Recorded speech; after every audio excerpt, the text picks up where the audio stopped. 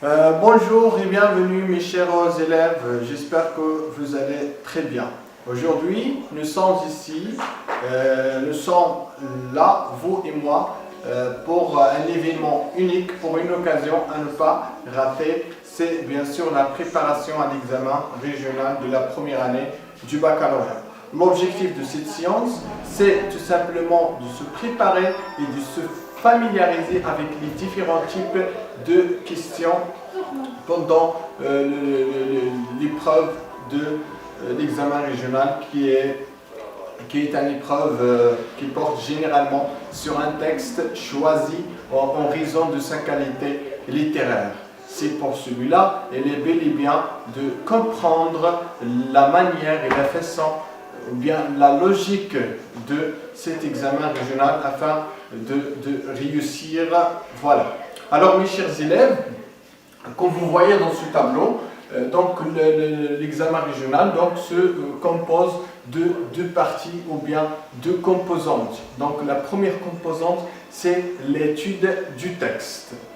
Donc l'étude du texte, c'est une composante assez nécessaire pour mener ou bien pour mieux rendre compte de la lecture personnelle de votre texte, ou bien l'examinateur a pour objet de savoir à quel degré vous avez bien compris et vous avez bien saisi le sens du texte support. Alors, donc l'étude du texte, donc il est noté sur 10 et il contient généralement des questions. Donc les deux premières questions, et ça s'appelle des questions de la contextualisation. Donc l'élève ici il est invité à remplir un tableau. Donc une question peut être sous forme d'un tableau, ou bien sous forme d'un paragraphe, ou bien d'un texte pointillé à remplir.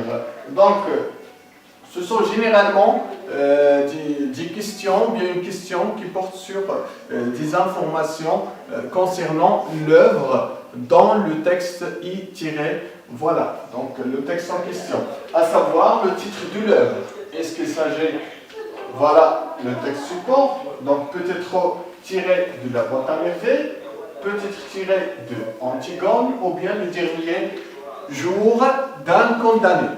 Alors, ou bien il y a aussi le nom de l'auteur. Alors ça c'est normal, le fait de connaître le nom de l'auteur et comment ça s'écrit. Ça veut dire comment s'écrit le nom. Alors faites attention ici pour ne plus tomber dans des fautes d'orthographe.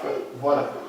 Le coran littéraire, alors, donc chaque texte, ou bien chaque œuvre littéraire, il appartient généralement à un coran de pensée, à un coran littéraire qui reflète, voilà, une certaine attitude de certains écrivains. Et la date de publication, ça veut dire, elle est publiée en quelle année, ou bien la date d'écriture, elle est écrite en quelle année. Et le genre littéraire, s'agit-il d'un roman, s'agit-il d'un poème, ou de quoi s'agit-il exactement? Ou bien s'agit-il d'une pièce du théâtre? Et d'autres œuvres du même auteur. Voilà. Alors faites attention, pour autre œuvre, vous pouvez trouver autre au singulier, ou bien autre au pluriel. Donc faites attention à la marque du pluriel, du S à la fin. Donc, et ensuite, ils peuvent vous demander de dire le nom du personnage principal de l'œuvre. Par exemple, la boîte à merveilles, le personnage principal c'est Mohamed, ou bien c'est Sidi Mohamed. Dans la tragédie moderne, c'est Antigone. Et dans le dernier jour d'un condamné, c'est bien sûr le condamné à mort. Et la deuxième question de contextualisation, c'est le fait de situer le passage. Donc l'extrait que vous avez le jour de l'examen, vous êtes invité à le situer par rapport à l'œuvre, ou bien par rapport à ce qui précède, ou bien le situer généralement. Voilà, ici c'est un piège. Dans une autre vidéo, je vais vous expliquer comment faire, ou bien comment situer le passage. La deuxième partie de l'étude du texte, c'est la partie de l'analyse. L'analyse, donc elle est notée sur ces points, ça veut dire ces questions. Et vous pouvez, ici, vous allez